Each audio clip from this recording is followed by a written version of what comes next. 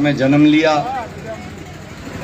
खेती करके, सीर करके, मजदूरी करके पढ़ाई की और एक एक सीढ़ी जिंदगी की चढ़ के जो यहाँ तक पहुँच पाया कि कांग्रेस पार्टी ने, राहुल गांधी जी और खड़गे साहब ने उस नौजवान को कांग्रेस पार्टी का प्रत्याशी बनाया।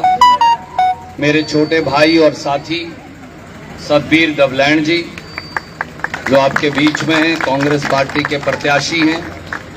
आदरणीय चौधरी बरजिंदर सिंह सुरजेवाला जी, बहन श्वेता ढुल जी, हमारे साथी और बड़े भाई जो यहाँ पर विशेष तौर से आज यहाँ आए हुए हैं और मेरे सामने खड़े हैं, मेरे बड़े बुजुर्गवार, मेरी माताएं बहनें, मेरे नौजवान साथियों, मेरे साथ आए आदरणीय ईश्वर सिंह जी बीखेवाड़ा, मेरे साथ आए भाई अमनदीप सिंह जी बेलरखा, मेरे साथ आए भाई नरेश जी धनोरी, सुरेश जी धनोरी, मेरे साथ आए भाई रामफल लोट जी के बेटे जिन्होंने पिछला चुनाव जो है वो इनेलो से लोकसभा का लड़ा था और हल्के की एके के लिए जो आज कांग्रेस में आ गए हैं, संदीप लौट जी। मेरे साथ आए भाई प्रवेश धरोदी जी और सभी मेरे आदरणीय बुजुर्गों और साथियों। मैं आपसे आज कोई लंबी तकरीर नहीं करूंगा अपने गांव में, क्यों, मैं आपके परिवार का सदस्य हूं। चाचा, ताऊ, दादे, भाई, बहन, माताएं, नौजवान, भतीजे, बहुएं, बेटियां सब बैठे। मैं आपसे एक ही बात कहूंगा, आपका खून मेरी रगों में भी दौड़ता है। 26 साल की उम्र में पहली बार आपने मुझे मौका दिया था नरवाना के हल्के से चुनाव लड़ने का। लगभग 27.5 साल की उम्र में आपने मुझे एमएलए बना दिया था।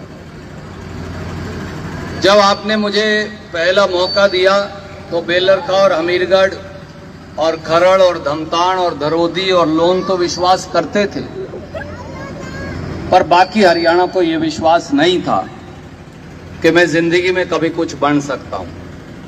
लोग मजाक उड़ाते थे, नरवाने वालों ने ये नवा लड़का चुन तो लिया, ये तो भाई कहीं चलने वाला नहीं है आगे, ये कहा करते थे मेरे बारे में।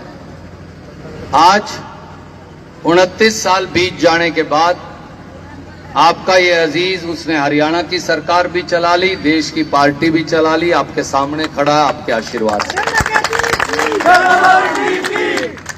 फुलमा देवी जी का खून, आपकी बेटी का खून मेरी रगों में भी दौड़ता है और आपका खून इतना कमजोर नहीं जो झुक जाए, जो दब जाए, जो डर जाए। इसलिए लाखों मुसीबतें आई पर चट्टान की तरह आपका बेटा खड़ा रहा। आज मैं आपसे एक ही बात कहने आया हूं, परिवार के एक सदस्य के तौर पे, आपका पोता, बेटा और भाई होने के नाते, मेरे बुजुर्गों, मेरे साथियों, हल्के को रिजर्व हुए 15 साल हो गए। 15 साल से हम कभी इनेलो का विधायक बना देते हैं 2 बार और 1 बार जेजेपी का हमने बना दिया।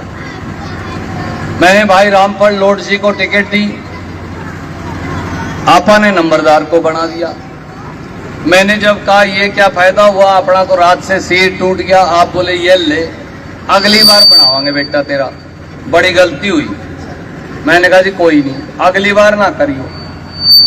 अगली बार मैंने कांग्रेस से विद्या रानी को टिकट दे दी, आपने फिर नंबरदार को दे दी। मैंने कहा ये क्या हो गया, आप बोले ये ले, इब सिर नहीं टूटने देंगे रात से, इब के तो बनाएंगे अगली बार।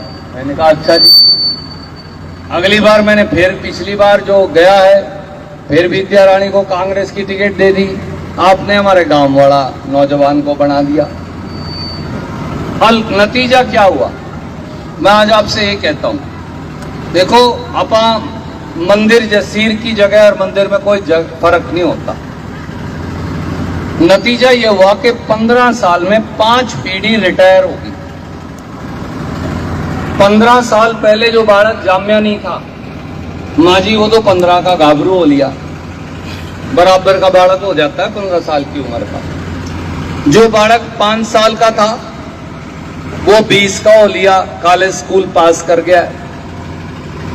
जो 10 साल का बालक था वो 25 का हो गया, ब्याया भी गया, आगे बालक भी हो गए। तो 4-4, 5-5 पीढ़ियां खत्म हो गई आगे जाली। हल्के का नहीं हुआ कुछ भी। जब बाबूजी और आपका बेटा हुआ करते थे, याद करो जब वो आईपीएम होते थे, अपने रजवायों के अंदर काई लगी होती थी काका कि नहीं होती थी? आज क्या स्थिति है जी? आज आंख जामे हुए कि नहीं जामे हुए? आज नरवाना का हल्का एक एक बूंद नहरी पानी के लिए तरसता है। धरती का सीना फोड़ के हमने इतनी कैप्टी और ट्यूबवेल लगा लिए कि कैप्टी वाले तो करोड़ोंपति हो गए और हम जो हैं वो जितने 10 रुपये थे उनसे भी जान दे रहे। सही बात है ना जी? हाँ, मेरे ख्याल 500 दुकान तो कैप्टी की खुली हुई है नरवाना में। एक और आपसे कहता हूं, जब तक आपका छोरा बिजली का वजीर रहा, भाई 1 मिनट